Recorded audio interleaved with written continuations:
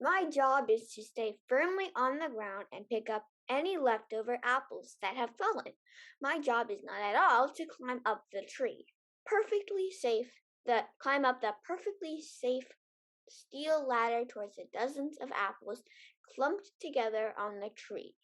That's my brother's job. We've lived on this apple orchard my whole life, and the farthest I've dared to venture was the second rung. A rotten apple covered with brown gunk and mushy from probably weeks of trying to hang on to its branch fell directly at my feet. Sometimes I wish that my job was a little less disgusting, but no way am I climbing up that tree. Just chuck it, my brother Jake commanded. I gingerly bent down and gagged in disgust as a worm climbed out of a hole in the side. I picked up the apple from the stem with my bare hands and threw it over the fence to our neighbors who would surely be pleased to clean it up for us. That night at dinner, Mom and Dad looked over the apples one by one.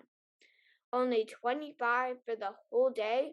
Mom shook her head and set the basket down next to the other barrels of apples that we and the other farmers' helpers had collected throughout the week. The number really would be bigger if Izzy wasn't such a scaredy cat. Jake frowned in my direction. What are you afraid of? Come on, there's so much to worry about, like falling and cracking my head open on the ground. Why don't you just try it tomorrow? Dad suggested. No thanks, I responded quickly. Give it a chance, sis, Jake told me. The farmer's market is in a few days, and we need as much produce as we can get. Plus, some of the apples are starting to rot. Fine. The next day arrived too soon. We woke up at 6:30 as usual, but this time Jake and I weren't working at the same tree. He helped me set up the ladder and gave me a box to put all the apples in. Jake wandered away to his own tree and scurried up a ladder like a squirrel. Even though I had agreed to climb the tree, I hadn't signed any official papers saying that I'd actually do it. So I sat under the tree and waited for someone to notice that I wasn't doing anything. Izzy, my dad, came out of the barn carrying a ladder for his own apple picking duties. How many apples have you collected? I showed him my empty cardboard box, and he set his ladder down and came over. Izzy, I'm going to be here until you climb that ladder, and until then, I'm not going to leave. I got up and put both hands on the steel rungs. I took a deep breath and looked at my dad. Go on, he insisted. So I put a foot on the first rung and pulled myself off the ground. Keep climbing. This isn't too bad, right? Yes, I thought. This is too bad. What if I fall? I put my foot on the next rung. This was where I got to last year. My heart started beating faster and faster. Don't look down, Dad said. Keep climbing. I reached the top and hugged the ladder. My heart had slowed to a steady pitter-patter like rain on a roof. This really wasn't so bad. Now reach one hand and pick up an apple. Wait, what? My heart started to speed up again. Wow, that's great. That's amazing. So is that the end of the story, or are you just leaving us hanging? Literally. I think it's gonna. I think that's probably the end. Not sure though. Cool. Yeah, I think that's a pretty good ending. Yeah, it ends right before the fall or the implied fall. Yeah, I think that's pretty good. I think that's probably where I would end it as well, especially if you're writing in the first person. Okay, so yeah, let me just say a lot of things, Amelia, that I think we have all come to expect from your prose. You think up really interesting, very specific situations.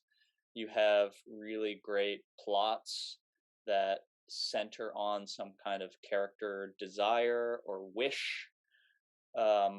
Your writing and your prose are extremely clear You're very good at descriptions and characterization. Your description of the mushy apple was really fantastic. Your characterization of the protagonist was fantastic when she tells us how she gingerly bends down to pick up the mushy apple, and then yeah, her experience with the apple is one that I think reveals a lot about her character, her personality. I also love, this is a really great detail. You're also very good with details. The detail when the protagonist tells us that she hasn't signed any contract requiring her to climb a tree. So she sits down. Now, if I were writing that story, I probably would have just ended it there. So she sat down, but you go a little further, and it's really great. And you say that the character waits until someone notices that she's not doing anything. So it says both that she really desperately wants to climb the tree but needs some kind of support to do so, and also says that maybe it's not the tree that she actually wants. What she wants perhaps is not really to climb the tree, but rather to be attended to, and that maybe she's looking for some kind of affirmation, maybe some kind of maybe she's looking to please her family, her brother or her parents or someone like that. So for you to mention that desire suggests to us that her desire is much more complex than simply wanting to climb a tree, that it's maybe something more psychological or something emotional. And then you do a really great job of describing the slow climb. So this is the anabasis, the slow climb up the ladder. Then she hugs the tree, her heart is beating, and just before the story ends, there's an implied Katabasis, falling down. Which, yes, I think the end of that story has to have some level of irony, which is why I think the story is good to end where it does. Again, I think, yeah, in the hands of a less talented writer, maybe she falls down, breaks her leg, goes to the hospital, and her parents show up with ice cream and soda or whatever. That would be a pretty unexciting ending, I think. So yeah, what you've done is much more suggestive, much more subtle, and yeah, it doesn't give us as much, and so therefore perhaps ironically is more satisfying. Yeah. Yeah, it was really great. Thanks for sharing. I think the prose is very good. Thank you.